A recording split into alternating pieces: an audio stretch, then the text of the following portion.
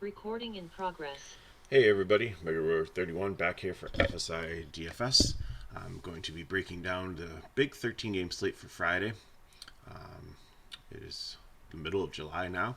We've got two more games until the All-Star break, and then I think we're getting close to the 100 days of baseball there, so check your achievements. You might have some crowns on DK. I think like one of the milestones was the first 100 games, so yesterday we did upload the video as a podcast, so we're still trying to get it on Apple. I guess if you did subscribe to us previously, when we did have podcasts a couple years ago, then you're able to find it, but you can't search for it in Apple. But it is on Spotify and Podbean. I don't have an Android device, so I don't know which the how they get their podcast, but if somebody wants to search for FSi DFS on the Google Play Store or whatever application Android users use for podcasts, check it out there and see if you can find it. And if you put in the comments below, I'd appreciate it. So, big slate today to break down, so we're just going to jump right into it. Only weather concern potentially is in Coors Field. Looks like it's going to be wet before the game, but it looks like it's going to dry out and winds blowing out there, so could turn into actually decent hitting weather. So, first game up is going to be Boston Red Sox and New York Yankees in Yankee Stadium. Both these teams played over last weekend, put up a lot of runs in most of the games. You have Evaldi coming back from the IL and Jordan Montgomery. Not interested in Evaldi, probably going to be on pitch count, probably not going to go super deep. And Montgomery really just doesn't have a K rate, and the Red Sox righties profile pretty good against him. So, Yankees, I think, would definitely make one of the top stacks against Evaldi. It's going to be a little cooler today, 82 degrees, so it's not like it's 90 degrees like it's been most of the week in New York City. And so I think they're definitely up there in the cash stack if you want. And then Boston righties, I like definitely a GPP.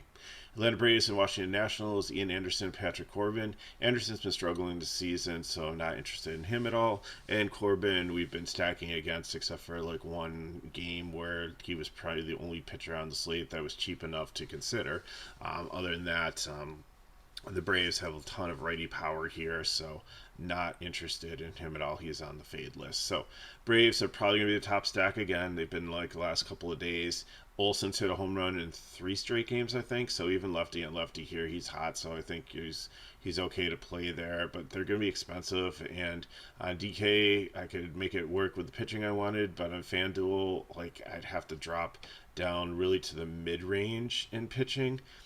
To make it work with another stack, if I just didn't want to throw in like bottom of the basement or like stack with like Cleveland or Kansas City or Oakland or somebody super cheap there. So, but we'll get that into the lineup breakdown session. So, definitely like the Braves, but you might have to be creative in who you take. You might not be able to get a 5-man stack or a 4-man stack on FanDuel, or you might have to throw some of the bottom of the order guys in, which Harris hits like at the bottom of the order as a wraparound. He's usually pretty expensive compared to like normal cheap bats in lineup anyway. So again, you're going to need to work to get them in.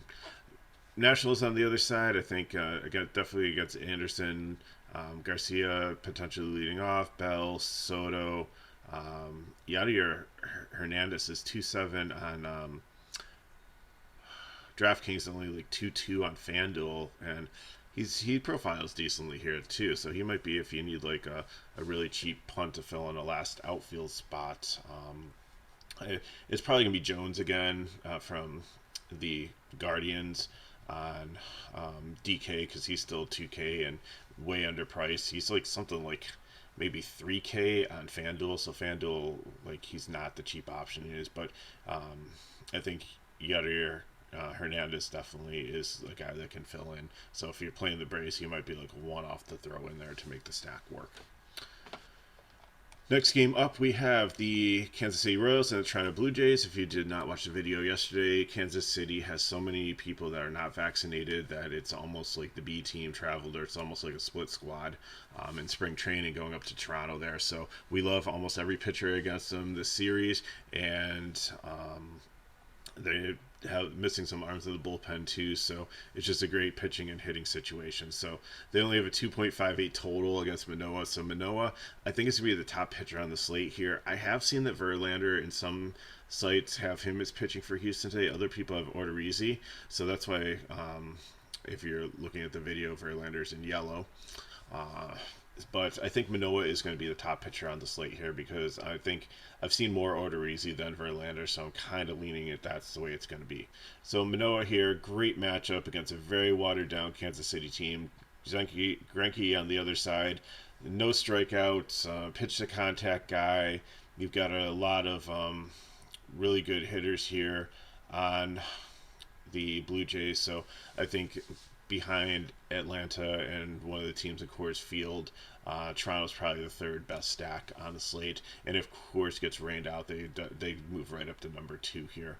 Kansas City, again, if you need some cheap bats or a cheap stack, they're not bad. Like, some of them are priced up here. Like, Witt's probably going to be a 20-20 guy. He has potential to be a 30-30 guy. I think he has like 17 home runs and 14 or 15 stolen bases. They're both in the teens, so I think he's going to be a lock for a 20-20 guy, but might be able to get up to the 30-30, which would be awesome to see that, because you don't really see the stolen bases anymore with a guy with power like you used to, like in the 80s and 90s. So kind of a cool throwback thing there. Hope he stays healthy and can continue to have a good career there. Some of these guys are more priced up than they were yesterday, but you have a whole like run of like 2K guys. You've got guys that aren't even on DK potentially in the starting lineup, so there is some value there on Kansas City. Not that I like them against Manoah, but like in a GPP, if you need to take a one-off just to fill in the space, Manoah has given up some runs at times, so he's not completely bulletproof at all. And I guess, of course, like the Blue Jays bats really like him there. Detroit and Cleveland, Drew Hutchinson, Zach Plesac. Hutchinson, not interested in. He's on the fade list. Plesac, I'm really interested in. He's probably one of the best cheaper pitchers, and we don't really have that 6 or 5K guy that's going to be a lock tonight. So Plesac here against, like last night, McKenzie had an awesome game. He went 8 shutout innings, I believe. He had like 11 or 12 strikeouts. I think he had like 70 points on FanDuel. I forget what he had at DK, but this Detroit team is horrible against right-handed pitching. Riley Green is the only one that is really a decent threat, and there's really nobody else in the rest of the lineup. So Plesac, even though he's not been great this year, at 7-2, he can get enough done to be a very valuable SP2 to get you the starting pitcher you want and to get you like your Braves stack or your Colorado stack or Toronto stack or Yankee stack that you want tonight. So I'm really think I'm going to lock in Plesac as my SP2, and I'm going to potentially consider him as an SP1 on FanDuel and in cash, just because of how high priced the bats are tonight. So something to consider. So Detroit bats, really not interested in. I think they're the one team that I really wouldn't look at today at all against him. If you want to play as a leverage, if you think Plesac has high ownership, then I get that. I'm fine with that. And Cleveland bats, I really like them against Hutchinson here. Naylor's way underpriced. I think he should be over 4K. He's 3.8. Quan leading off, doesn't have power, but he has like speed, and he's a good has good average, gets on a lot. So those hits keep adding up, and also like scores runs. So he's kind of stuffs the stat sheet that way beyond getting like power. I can't believe like Rosario's all the way up to like 5-1 and Jose Ramirez is only 5-4. It seems like Ramirez should be higher and Rosario should be lower. But the bottom of this lineup, Reyes is hitting better. He's only 3-4. Jimenez is a great young player at 3-7. Jones, like we've mentioned many times, is a good young player. Should probably get 6 to 9 DK points easily, and he's only 2K, has the splits advantage. So definitely some, even Straw on the bottom has some speed. He's 2K. Punt the catcher, Miley, he's 2K also. So definitely some options there. Baltimore Orioles and the Tampa Bay Rays. You have Tyler Wells and Luis Patino. Wells, I think he's a little bit more. I think he's like 200 more expensive than Plesac, so prefer Plesac. But you could get 5 or 6 strikeouts here. This Tampa Bay offense without Lau in it. The good Lau, Josh is still in there.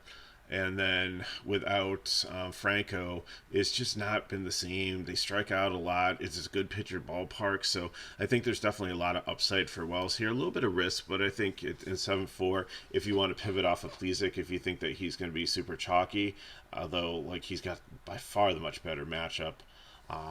But this Tampa Bay matchup isn't bad for Wells either. Patino on the other side, not really interested in there. He just doesn't go very deep in the games. He's going to be good down the road, but I think he needs more. And Baltimore's been hot a little bit. So Baltimore would probably be my second favorite cheap stack here. You only have like Mullins at 4-3, and then everybody else is pretty much like in the low 3K range to the upper 2K range. So easy to make a stack and be able to fill them in. Tampa Bay on the other side too. If you're looking for some cheap ones, I'd just take the lefties here. So like Choi at 3.5, a little expensive. Aranda batting fourth, second baseman at 2K. So there's a nice fill in there. Probably would prefer Van Meter as a cheap second baseman. He's bad. He should be leading off for Pittsburgh at Coors. But if that game doesn't play, then he's definitely somebody that you can throw in there at second base today. Next up, we have Seattle and Texas. Robbie Ray and Taylor Hearn. Not interested in Taylor Hearn against a power right-handed lineup from Seattle. Robbie Ray, I think he's been decent, but I think he's more GPP. I'd rather play definitely 4 to 5 pitchers over him if I'm paying up today. Texas is really starting to come around. Seager's been on fire. It's cooled off a little bit. Lefty and lefty matchup, but still he's not he can hit lefties well also. And then you have like Simeon Garcia. Hearn is a really decent, or Heim should be batting fourth as a catcher. Huff might even bat, like he's a nice value at catcher first base there at batting 6 at only 2.5K. So I like some of these Texas bats. I think they would be my favorite leverage stack if Ray does have some ownership. And then these Seattle bats, I think I took a stack of righties last night. Didn't quite work out for me, although I had McKenzie as my pitcher on both of those lineups on DK and FanDuel, so that kind of helped that stack. But I really, again, think I might stack the Seattle righties here. They just have so much power and potential against like Hearn here. So that will definitely be one of my GPP stacks for the night. Oakland A's and the Houston Astros. We have Cole Irvin here, and I might have a little bit of interest in Irvin because Altuve left last night's game, so you're really running out of bats here for Houston because Alvarez is still out. Brantley's still out. If Altuve's out, like you're really looking at a watered down lineup. So I think he might be sneaky at 6.8. Again, I'd probably pay the $400 more and place Plesac in just like such a smash place. But if you're playing multiple lineups, then keep Irvin in your player pool for 150, like maybe like a 10% or so. Sprinkle a couple of them in as an SP2, and maybe he can get you that one bat that you couldn't afford with Plesac in your lineup, and that could be the difference right there. So again, if it's Justin Verlander, then definitely lock him in. Probably one of the best plays on the slate here against this Oakland offense. If he's not, then Manoah's the top play, and Odorizzi, I don't really like him. Remember, Odorizzi's reverse split, so if you want to take some Oakland right-handed bats, I'm okay with it. And then Astros, like, I'm really not interested. If you're playing 150 max, then I'm fine with it, but I'm not really looking for them on this slate here, especially how banged up they are. We'll definitely have low ownership, so if you want to stack them, definitely will be Contrarian. Chicago White Sox and the Minnesota Twins, Kopeka and Smeltzer. Not interested in either of these pitchers. Kopeka has been strong at times, but risky at times, and Smeltzer against the White Sox, who is going to throw an all right-handed lineup out there. Not interested. Bat wise, I think either one of you can play in 150 max, maybe in a GPP, but I like other teams much better and much better matchups. Like the 5 GPP teams I've got Pitt at Coors, I've got Boston at the Yankees. They're right-handers. St. Louis is in a great matchup.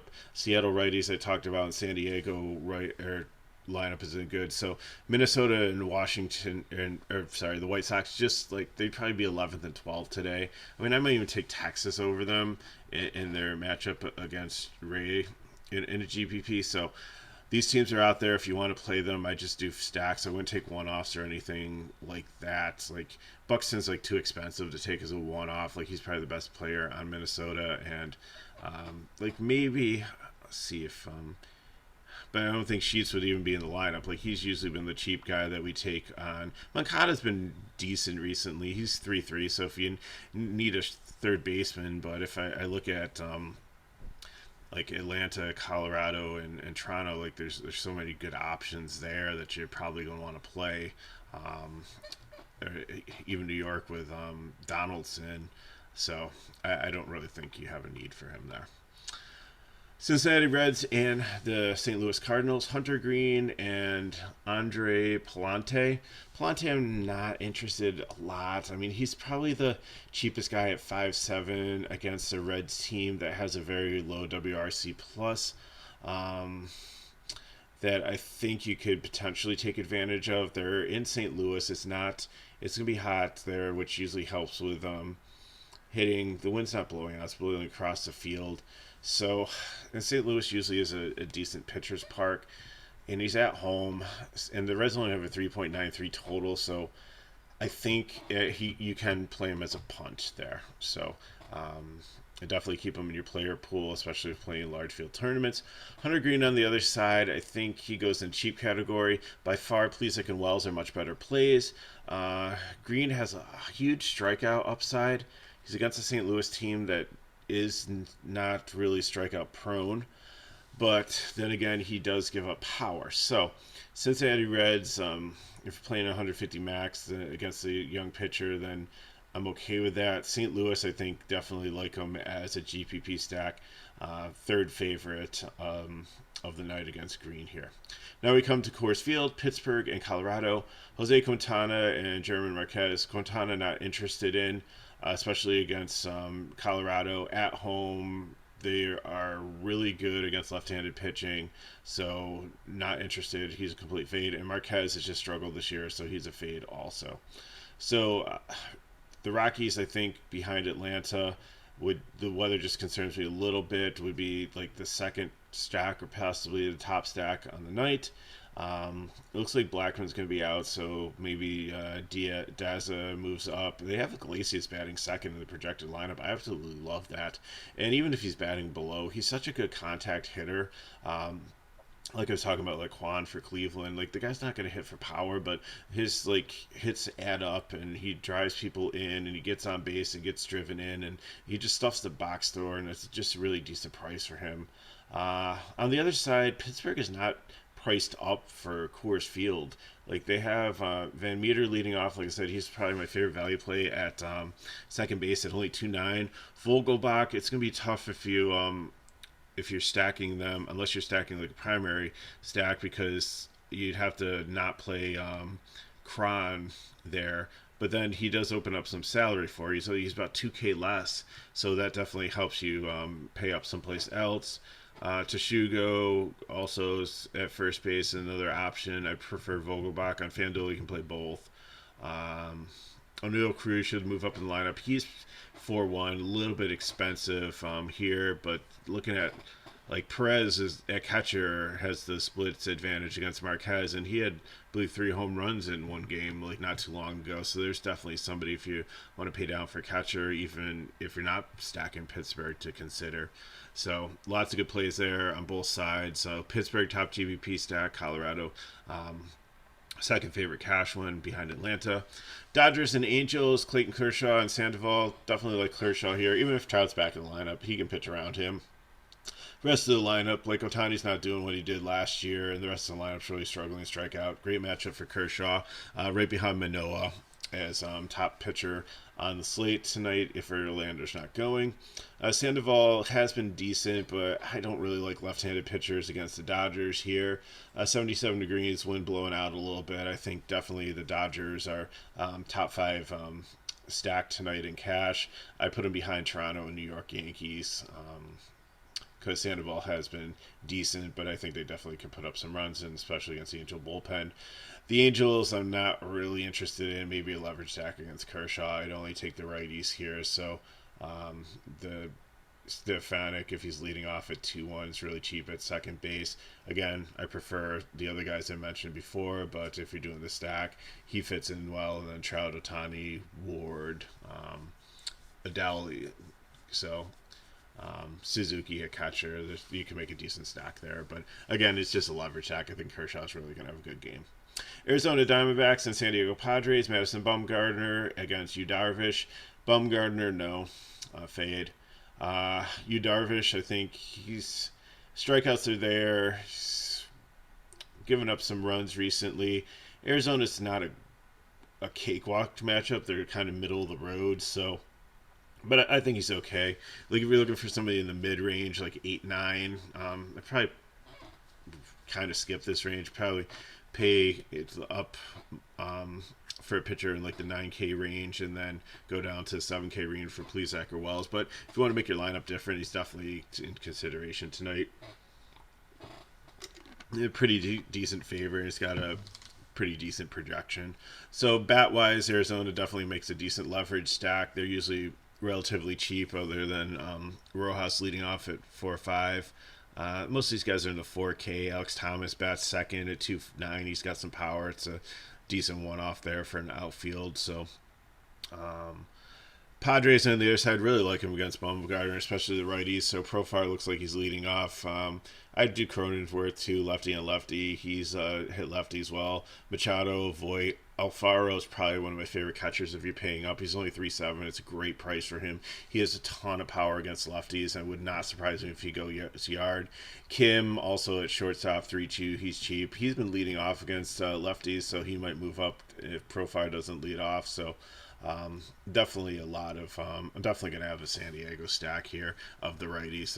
Really like them against Bumgarner tonight. Final game, Milwaukee Brewers and the San Francisco Giants. It was a pitching duel last night. They were okay.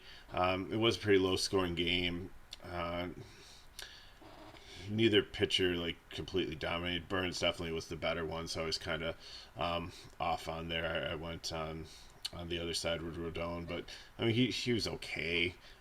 Didn't put up as many points as I thought he would. So today we have Woodruff and Wood, the battle of the Wood brothers. NASCAR reference there.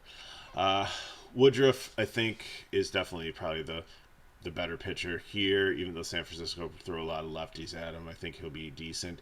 10-2 is kind of high price, so I prefer Manoah or Kershaw over him, or even Verlander, who's super expensive. I think he's like 11-1 or something if he is pitching. But if Verlander's going and you want to pivot off of, you want to pay all the way up for that, and you want somebody different than those two, then Woodruff is definitely your guy here. I think he's the highest priced pitcher on FanDuel, so I'd play more on DK than FanDuel. Alex Wood on the other side, I think you can make a case for him, although it seems that Milwaukee's better against left-handed pitching than right-handed pitching. Yelich has been okay. He's been banged up a little bit. 5K leading off is low, but Adames probably, McCutchen's probably the best guy in the stack here. Renfroe has historically hit lefties good. Hasn't been as good this year. He's better when he was with Boston, Caratini era. So you'll definitely probably see a lot of righties in this lineup against Wood, but it doesn't scare me off playing Wood. And I think Wood is where you might need to go in FanDuel if you want, because he's like so cheap on that site.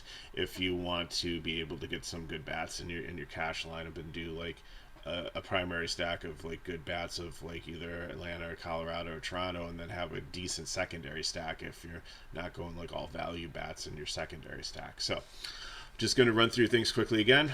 Pitchers, if you're paying up, Verlander, if he's in, super expensive on DK, 11-1. I didn't check the pricing on FanDuel.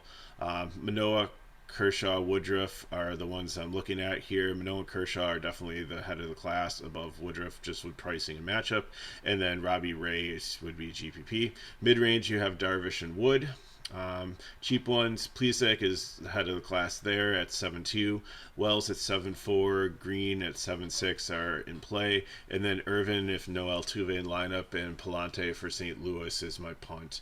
I'm fading Corbin, Greinke, Hutchinson, Quintana, and Marquez. So it's both, of course, pitchers and other very bad pitchers. The risky ones are going to be Evalde for Boston with a pitch count.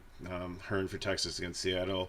Smeltzer, Sandoval, and Madison Bumgarner. And then I'm just not interested in Anderson, who struggled this year for the Braves. Montgomery against the Red Sox. Patino for Tampa Bay doesn't go deep enough. Kopecha, who's been up and down for the White Sox, and Odorizzi for Houston has been very inconsistent, but he's a reverse splits guy, so just remember that. You want the righty bats if you're playing Oakland. Top stacks: Atlanta, Colorado, watch the weather. Toronto, if Colorado doesn't play. Yankees and Dodgers make good fill-ins there. Also, Pittsburgh, top GPP stack. Boston righties, St. Louis, like them against in their pitching matchup. Seattle, love the righties against Hearn, the lefty for Texas, and same thing for San Diego, love the righties there against Mad Bum. Cheap stack, I'm looking at like Cleveland, Baltimore, Washington if Anderson continues to struggle. Tampa Bay definitely makes decent cheap plays, and so does Kansas City. For leverage play, Texas, I really like them against Ray. We've seen him struggle and give up runs. He could go out there and completely dominate, but Texas' recent form makes me want to play him as leverage stack. San Francisco, if Woodruff has a lot of ownership, just the lefties there. Arizona against Darvish, if he's going to have an off game. The Angels against Kershaw, but I just really think that that's not going to work out. And Oakland righties if Houston. And then the rest of the teams, Minnesota, the White Sox, Houston, Cincinnati, and Milwaukee, Detroit, 150 max only. So let me bring up the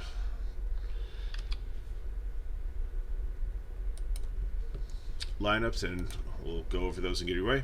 So in cash and DK, I'm going Manoah as my SP1, and Plesac, if you want to put Kershaw in there, that's fine.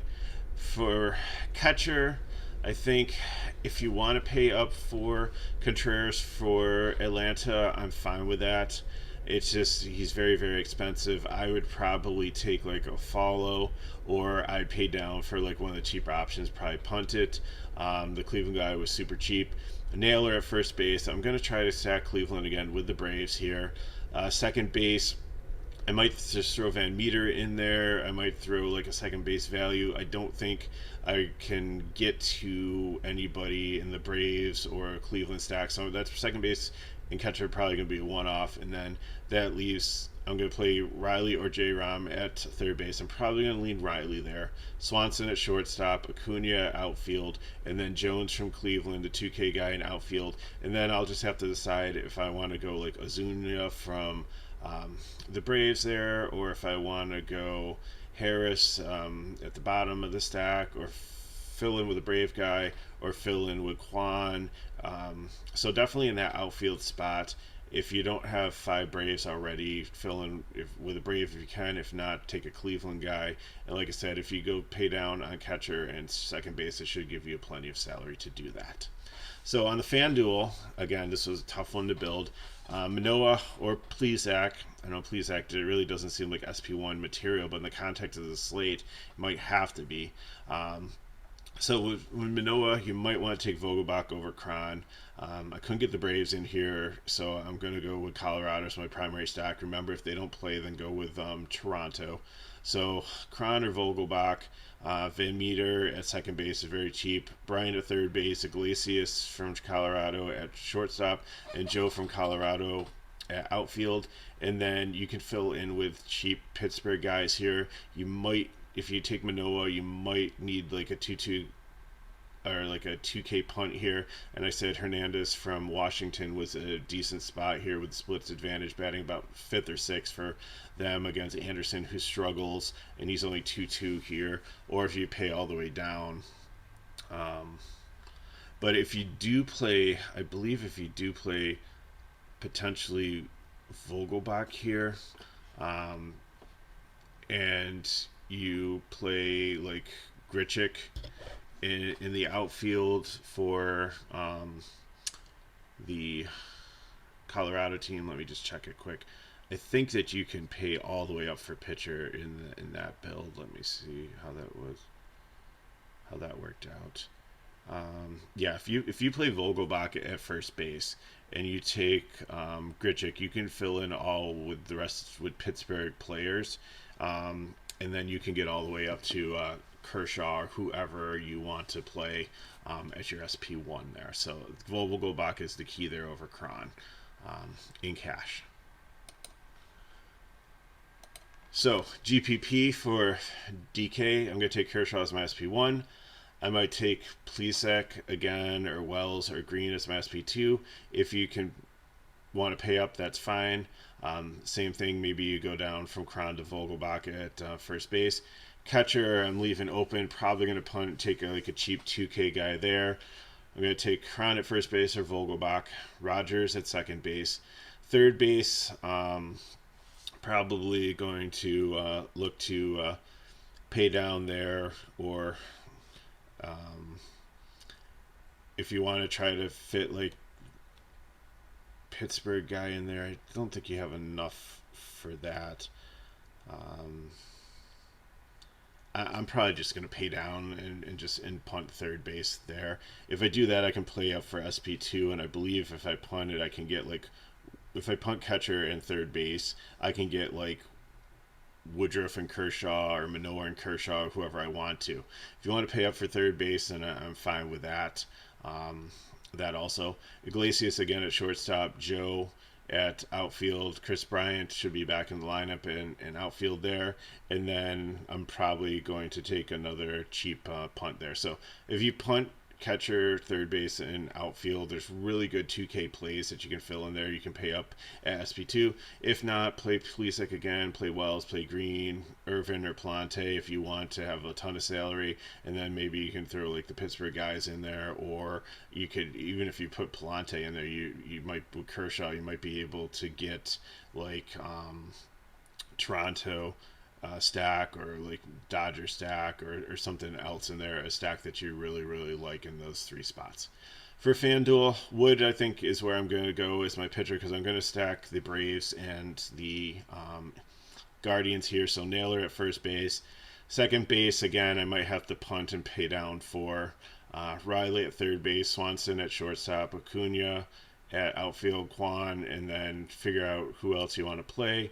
If you do punt second base and outfield, you might have enough to get to Jose Ramirez to put into your Cleveland stack, but I'd probably just go with some of the cheaper outfield plays for that. So that's what we got for your Friday.